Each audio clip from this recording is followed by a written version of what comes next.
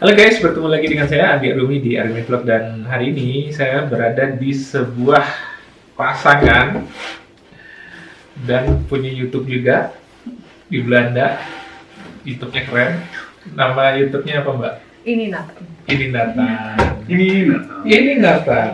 Ini Wow, Nathan. dan saya udah lihat YouTube-nya. Keren banget. Dan jangan lupa subscribe videonya di bawah ini untuk videonya Nathan ya.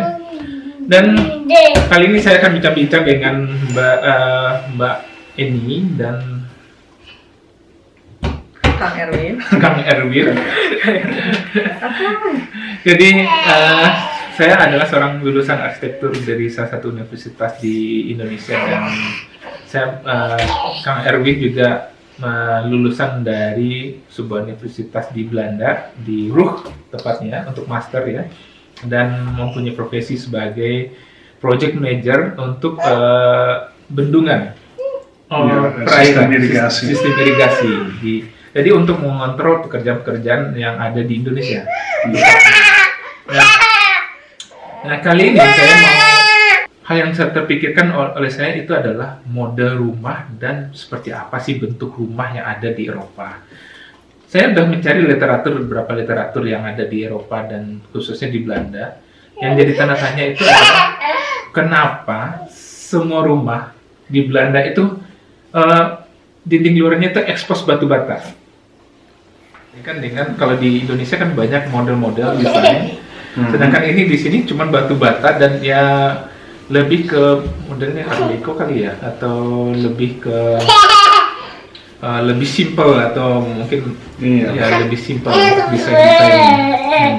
Iya, biasanya pakai batu yang warna merah di sini. Mungkin aslinya di Belanda cuma ada batu dan ya sampai sekarang biasanya begitu pakai batu bata begitu. Mungkin di negara Eropa lainnya seperti di Prancis atau Spanyol mungkin beda, juga ada banyak macam desain rumah, tapi di Belanda sampai sekarang pakai batu bata. Dan yang uniknya kalau kita di Belanda itu rumahnya itu hampir sama dari 1, 2, 3 dan saat rumah-rumah yang lain itu sama semua. Itu kenapa? Modelnya? Karena kayaknya harus persetujuan sama Gemeente deh. Sama pemerintah kota. Oh, gitu. Jadi kalau mau membangun rumah itu harus kayak kontraktornya harus punya izin dan dia desainnya juga harus menyamai dengan rumah-rumah yang sudah ada. Oh, sudah ada. Makanya itu rumah-rumah yang di Belanda itu mirip-mirip dan hampir sama. Jadi tidak ada perbedaan antara ini. Itu mempengaruhi nggak ke status sosial masyarakat atau mempengaruhi misalnya kalau misalnya rumahnya beda, bagus, satu yang bagus lebih didesain lebih bagus dan satunya biasa-biasa saja, atau mempengaruhi? Enggak juga sih, kalau misalkan tinggal di satu daerah yang rumahnya sama semua ya berarti kan rata-rata status sosialnya sama mungkin. Kalau emang status sosialnya lebih tinggi biasanya kan mereka mencari rumah yang lebih besar. Dan biasanya kalau yang lebih besar itu disebutnya villa di sini. Villa. Nah, kalau villa itu bentuknya beda-beda. Oh, villa itu bentuknya beda-beda. Kalau rumah tapi konsepnya tetap sama. Punya halaman sendiri. Juga kalau di di daerah atau neighborhood yang biasa biasanya banyak rumah dibikin oleh pemerintah untuk orang miskin atau orang tidak terlalu kaya, dan bikin seluruh daerah atau sepanjang jalan dengan desain rumah yang sama, dan itu untuk disewa dari pemerintah untuk orang bisa sewa begitu. Dan itu mungkin untuk tujuannya juga untuk menyamakan status sosial, mungkin biar nggak terlalu kelihatan kali ya. Iya, dan itu benar gemeente, jadi pemerintah kota ada peraturan semua rumah harus begitu sama. Iya, kalau mau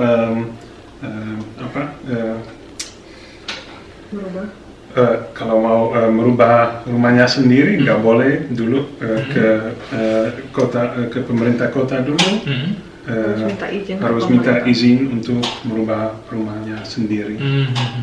Itu kalau- desain harus sama seperti desain daerah. Kalau di sini apakah ada macam-macam rumah atau kan kalau saya lihat kan ada rumah yang tipikalnya land house atau rumah tapak land house, jadi satu penghuni saja, dan ada juga yang satu rumah yang ada di atasnya itu ada 2 atau 3 penghuni dalam satu rumah. Iya. Satu atap. Nah, kan ada juga yang sifatnya apartemen gitu ya, banyak ini ya. Nah, itu apakah ada macam-macam nama di sini atau bagaimana di Belanda? Ada sebutannya sendiri sih. Iya, di kota ada banyak rumah seperti di lantai dasar ada satu keluarga, dan Iya. di lantai atas ada Tetangganya. tetangganya, Iya. dan di lantai atas lagi Tetangganya ada lagi. tetangga lagi mungkin 3 keluarga. Iya, 3 keluarga dalam satu Ya, di bawah satu atap. atap ya. Iya, dan Tapi kan beda pintu juga ya. Jadi Beda nggak- pintu. iya, biasanya ada beda pintu. Jadi untuk lantai atas ada pintu, langsung ada tangga ke atas. Itu ada penamaan atau beda nama-nama ini rumahnya Itu ada? itu cuma disebutnya kayak bovenwoning, beneden-woning. Beneden artinya bawah, boven artinya atas. Jadi kalau tinggal di lantai bawah disebutnya rumahnya beneden-woning. Kalau tinggal gitu. di lantai atas bovenwoning. Nah, cuma kalau itu sendiri kayaknya karena keterbatasan lahan mungkin ya. Soalnya biasanya rumah-rumah seperti itu ditemuinnya di kota, di pusat kota.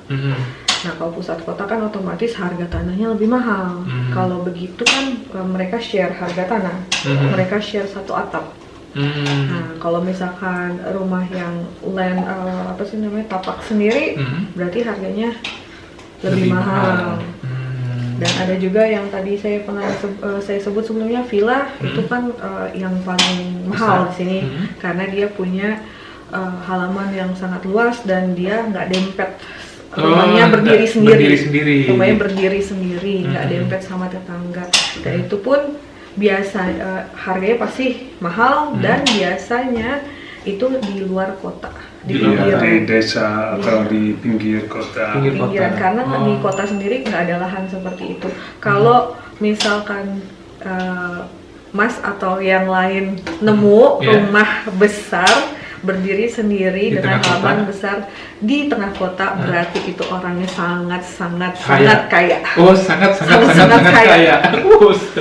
Karena di sini aja di Groningen kalau kita di depan stasiun kan bisa ngelihat rumahnya bagus-bagus besar-besar. Itu Iya. rata-rata sekarang jadiin kantor. Oh, kantor. Itu Iya. bukan rumah komunitas. Kantor notaris atau Kantoran. Oh, jadi kalau untuk satu villa itu terlalu mahal untuk tinggal sendiri. iya. Jadi kalau ada seperti villa tapi di dalam kota, biasanya sekarang ada perusahaan yang sewa gedung itu, atau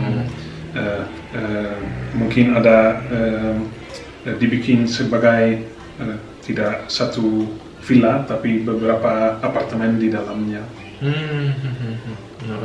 Bisa. Iya. Terus kalau apa bedanya kalau di sini kan ada berapa buah ya? Kalau kita lihat model dari tadi sudah dari sisi bentuk, terus sudah ada pemanfaatan, ada yang rumah satu atap itu satu owner, ada yang satu atap itu 2 atau 3 owner, dan ada juga yang kayak apartemen di sini. Iya. Nah, itu pengembangnya yang mau saya tanyakan, pengembangnya itu apakah satu atau kita bisa membangun sendiri-sendiri? Biasanya di dalam kota, kalau ada developer, dia bikin banyak rumah, dan ya kalau mau beli rumahnya sama tanahnya bisa, tapi bikin rumah atau gedung sendiri tidak bisa, karena developer sudah ada janji dengan pemerintah, kami akan develop bikin begini. Kalau mau bikin rumahnya sendiri, jadi beli tanah dan bikin rumah sendiri, itu biasanya di luar kota bisa. Oh gitu, jadi tidak bisa di dalam kota, tetapi bisa di luar kota. Iya, tapi tetap di luar kota harus pakai izin dari pemerintah dan dengan desain yang sudah oke, dengan di-approve dengan pemerintah. Tapi biasanya orang juga agak males seperti itu karena mengurus perizinan susah. Dan kalau misalkan beli tanah di sini nggak bisa sembarangan. Maksudnya ada tanah kosong bukan berarti itu bisa dibangun rumah. Karena ada wilayah-wilayah yang tidak diperbolehkan sama pemerintah. Jadi kalau misalkan tahu-tahu kita beli tanah dan sama pemerintahnya tidak diizinkan untuk membangun, jadi kita nggak bisa. Karena itu karena ada RT/RW, rencana tata ruang wilayah. Itu setiap tanah ada fungsinya. Jadi kalau fungsinya untuk pertanian, nggak bisa beli tanah dan bikin rumah. Jadi, untuk ininya ya, kalau untuk di Indonesia juga ada untuk tanah itu sudah ada untuk peruntukannya. Di Belanda juga ada seperti itu. Jadi ada peruntukan tanah. Misalnya kalau tanah pertanian, khusus untuk pertanian tidak bisa dibangun untuk perumahan. Gitu ya. Dan itu kalau sudah itu untuk bisnis atau untuk perusahaan, nggak bisa tinggal di situ. Kalau itu untuk sekolah, nggak bisa beli sekolah dan tinggal di sekolah. Jadi itu sudah fungsinya nggak cuma hanya pertanian, tapi kalau difungsikan untuk perkantoran, itu nggak boleh kita beli untuk dibangun rumah. Kalau fungsinya untuk dijadiin sekolah atau tempat wisata, itu kita nggak boleh bangun. Dan juga terbalik, kalau fungsinya untuk jadi rumah, nggak bisa bikin toko di dalam rumah. Jadi seperti ruko nggak ada di sini. Kalau ruko untuk rumah dan juga toko, itu nggak boleh. Itu fungsinya untuk rumah atau untuk toko, nggak bisa dua-duanya.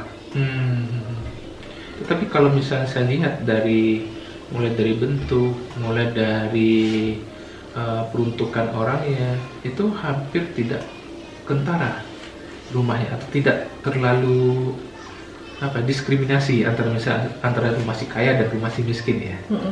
Di dalam kota, jadi hampir sama semuanya. Itu juga mempengaruhi ke status sosialnya, itu nggak kelihatan berarti ya? Enggak ya? Karena kan orang sini sama-sama naik sepeda. Iya. Ya sini yang membedakan adalah pajak, Mas. Gitu. Makin kaya seseorang, pajaknya makin tinggi. Gitu. Nggak ada sih.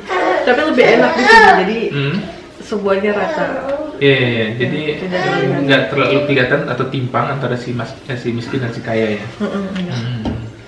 Oke. Terus satu lagi nih, kalau di rumahnya di Belanda itu, kalau rumah landhouse itu lebih banyak saya lihat di bawah itu tidak ada kamar. Hampir tidak ada kamar di bawah. Jadi selalu ada halaman terbuka di belakang. Persisnya berapa persen saya nggak tahu. Tetapi lantai pertama itu kebanyakan untuk dapur dan ruang keluarga serta ruang makan. Kebanyakan. Nah, apakah itu standarnya di sini atau bagaimana? Iya, itu standar. Untuk kamar tidur selalu di atas. Dan hanya mungkin kalau ada rumah buat orang lansia, orang yang sudah tua, mungkin ada kamar tidur di lantai dasar. Tapi biasanya tidak. Di lantai dasar hanya ada dapur dan ruang keluarga. Standarnya seperti itu. Iya, kamar mandi dan kamar tidur di lantai atas. Jadi cuman berarti konsep untuk orang tinggal di Belanda itu kalau berkumpul selalu ada di ruangan keluarga. Iya. Dan kamar tidur itu hanya dijadikan untuk tempat tidur, untuk tidur. Oh gitu. Jadi nggak bisa sehari-hari. Kalau kita kan bisa ngumpul kalau di Indonesia kan bisa ngumpul di kamar tidur dan bercengkrama di kamar tidur gitu ya sama keluarga gitu ya. Tapi kalau di Belanda, orang Belanda itu di kamar tidur itu hanya fungsinya untuk sebagai tidur, tidak ada tempat bercengkrama. Biasanya itu untuk kamar tidur hanya untuk tidur, hanya mungkin untuk anak, juga untuk belajar. Tapi untuk dewasa hanya untuk tidur saja. Oh gitu. Yeah. Dan biasanya kalau ngumpul seluruh keluarga di lantai di ruang keluarga atau juga ruang tamu, karena itu sama aja. Ruang tamu di sini nggak ada, jadi satu sama ruang keluarga. Iya benar. Jadi teman-teman, kalau kita tinggal di Belanda itu, jadi kalau yang pernah saya datangin saat beberapa rumah yang ada di Belanda, rumah itu ada yang saya tahu modelnya atau karakteristiknya rumah itu, pertama ada land house seperti rumah yang Mbak Eni ini. Jadi satu atap itu satu penghuni atau satu landlord yang punya. Ada yang satu atap itu 3 atau 2 landlord ya, 2 landlord. Dan ada juga yang satu atap itu banyak banget landlordnya, ada sampai 4 tingkat. Yang 4 tingkat yang kayak apartemen atau apa, tapi tidak ada lift. Oh, maksimum 4 ya. Ya, ada. Nah, sedangkan ada juga yang apartemen yang tinggi itu sampai 11 tingkat atau 20 tingkat di sini, tetapi punya lift di sini. Nah, itu berbeda-beda kan di sini. Iya, itu juga yang dengan 10 tingkat atau lebih biasanya dibikin oleh pemerintah untuk disewa untuk orang yang tidak terlalu kaya. Dan tapi yang dengan 3 tingkat, 4 tingkat biasanya landlord tidak pemerintah tapi orang biasa. Terus bagaimana dengan kalau kita bicara tentang ini, di sini kan air bagus, air bisa langsung diminum nih, air keran bisa langsung minum.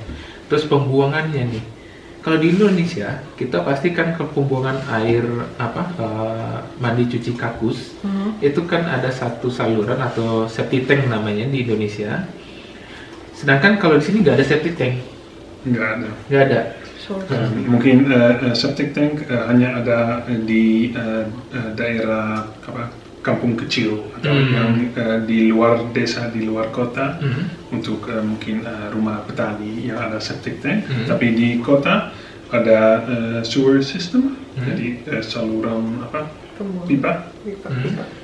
Itu ke wastewater treatment plant, seperti pabrik untuk bersihin airnya lagi. Oh, itu nanti dipakai lagi airnya? Yang kita minum. Hah? Yang kita minum. Yang kita minum? Itu jadi air kita minum itu adalah air pembuangan kita? Air pembuangan. Itu diolah lagi. Untuk kita minum, konsumsi lagi. Bener-bener. Itu baru kali pertama. Soalnya kalau di sini airnya bukan ngambil dari tanah. Oh, gitu. Kalau di Indonesia kan rata-rata banyak orang dia ngambil airnya dari tanah kan, tanah sendiri. Padahal kan itu sebenarnya nggak bagus buat tanahnya sendiri, karena kan makin lama makin rendah karena airnya diambil. Itu salah satu kenapa Jakarta banjir sebenarnya. Dan jadi kalau di sini kan nggak boleh ngambil air dari tanah langsung, jadi harus tapi pemerintah ambil air dari tanah, tapi itu biasanya misalnya di Taman Nasional ada daerah yang air diambil dari tanah, tapi tidak di kota sendiri. Oh, bukan untuk konsumsi. Itu untuk konsumsi seperti dari Taman Nasional atau dari hutan. Di situ ada instalasi dari pemerintah untuk ambil air dari tanah dan lewat pipa ke kota untuk minum. Nah, jadi ini airnya khusus untuk minum. Tapi maksudnya kan kalau di Indonesia itu tiap rumah mereka punya ngambil air sendiri dari tanahnya, karena mereka kan istilahnya ini tanah saya bisa ngambil air dari tanah saya. Nah kalau di sini itu nggak boleh, hanya pemerintah yang boleh mengambil air dari tanah.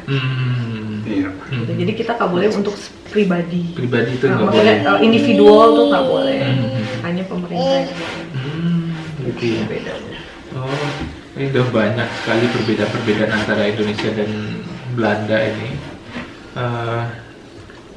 Sangat terkagum-kagum. Saya nyampe di sini tuh nggak pernah merasakan bau comberan di sini. Nggak pernah, walaupun ada genangan air itu nggak bau comberan, walaupun ada ini nggak ada bau itu yang menyengat. Kalau di Indonesia sedikit aja pas ada bau menyengat gitu, yang embuh gitu. Dan di sini juga hampir kita kalau untuk makan sangat steril ya. Kalau makan dan ini sangat steril, jadi karena mungkin faktor perbedaan air tadi kali ya, atau perbedaan karena air kotor itu ditampung di satu tempat dan tidak mencemari tanah dan sebagainya ya. Karena di water treatment tadi itu dibersihkan lagi dan diolah lagi. Nah, teman-teman, kita udah bincang-bincang dengan Mbak Eni, dengan Kang Erwin. Percaya nggak Kang Erwin nih? Saya nggak tahu mau manggil Kang atau Mas atau siapa gitu kalau di Belanda, karena manggilnya nama saja. Iya, biasanya di Belanda nama saja. Iya, nama saja. Tapi kalau di Indonesia kita biasanya untuk menghormati seseorang itu pasti manggil gelar atau Bapak, Mas, Kang gitu. Kalau di sini kita manggil, jadi saya manggil Kang aja karena lidah saya pernah dari Bandung dulunya. Oke guys, kita udah bincang-bincang sedikit tentang bagaimana sih pola atau bentuk rumah yang ada di kota Groningen ini khususnya dan di Belanda khususnya. Itu sedikit gambaran saja yang bisa kalian lihat atau yang bisa kita informasikan ya. Mungkin ini bisa menjadi referensi buat kalian apa sih perbedaan antara rumah di Indonesia dengan rumahnya di Belanda, seperti itu. Dan jangan lupa saya dengan Mbak Eni dan Kang Erwin juga ada channel Ini Nathan juga bagus. Jangan lupa di like dan subscribe videonya. Kita juga ada video tentang makan-makan dan masak bersama, masak stampot dan masak martabak Mesir. Kubang dan Mesir sama. Nah, dan jangan lupa ditekan tombol like ya, bisa kalau ini bermanfaat, dan subscribe di bawah. Loncengnya juga dibunyiin. Oh iya, loncengnya juga dibunyiin. See you the next video. Bye bye.